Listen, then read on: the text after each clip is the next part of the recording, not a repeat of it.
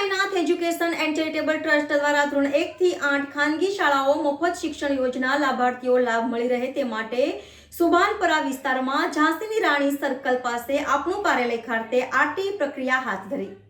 જય Sainath education and charitable trust દ્વારા ધોરણ 1 થી 8 ખાનગી શાળાઓ મફત શિક્ષણ યોજના લાભાર્થીઓ લાભ મળી રહે તે માટે સુભાનપુરા વિસ્તારમાં ઝાંસીની રાણી સર્કલ પાસે આપણું કાર્યાલય ખાતે આરટી પ્રક્રિયા હાથ ધરી।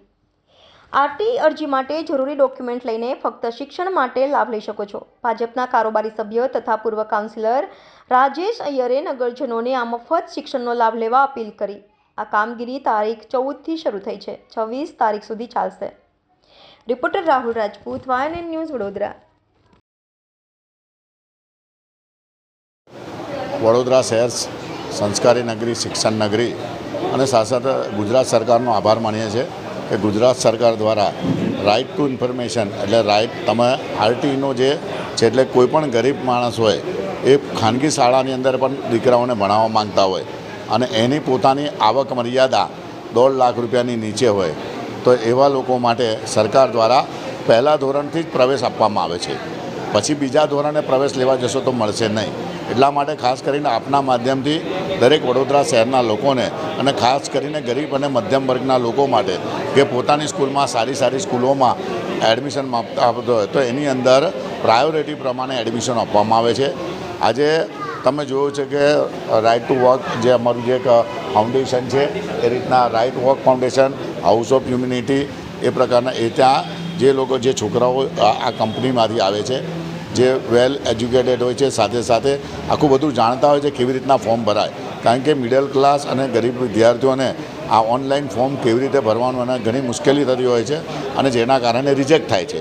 સરકારનો જે લાભ લોકો સુધી પહોંચવો જોઈએ પહોંચતો નથી, એટલે કંપનીના માધ્યમથી અમારી સમગ્ર સાઈનાથ ચેરિટેબલ એજ્યુકેશન ટીમના માધ્યમથી અહીંયા આજે એટલે 14 તારીખથી 26 તારીખ સુધી આખા ગુજરાતની અંદર જ્યારે આ ફોર્મની અરજીઓ ત્યારે પશ્ચિમ વિસ્તારના અહીંયા વડોદરા શહેરમાંથી કોઈપણ જગ્યાએથી આવેલા લોકો અહીંયા આગળ ફોર્મ ભરે।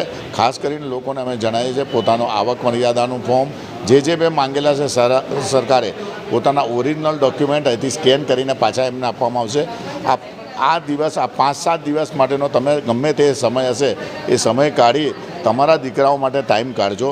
જો 26 તારીખ નીકળી જશે પછી તમને પૈસા ભરવા માટે દર મહિને લોકોની પાસે ન જવું પડે, એટલે ગરીબ અને મધ્યમ વર્ગના લોકોને હાથ જોડીને કહું છું કે તમે લોકો તમારા દીકરાઓનું એજ્યુકેશન સારું રહે અને એ લોકોને સારી ખાનગી શાળાઓમાં ભણે આપ જ્યારે ઈચ્છતા હો તો આની પાછળ તમારા જે ડોક્યુમેન્ટ છે એ લઈને અમારું જે એડ્રેસ છે આપણું કાર્યાલય ઝાંસી રાણી સર્કલ, સુભાનપુરા, અને મારો નંબર પણ આ વોટ્સઅપ પર મૂકેલો છે।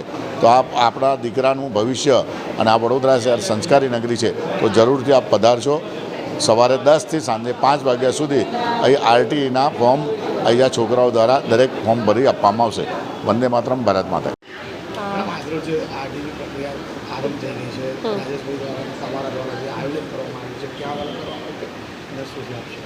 एक्चुअली आरटीई एक राइट टू एज्युकेशन एक्ट है गवर्नमेंट एक्ट है जे આપણે અહીંયા ગુજરાતમાં આજથી આરટીઈના ફોર્મ શરૂ થયા છે।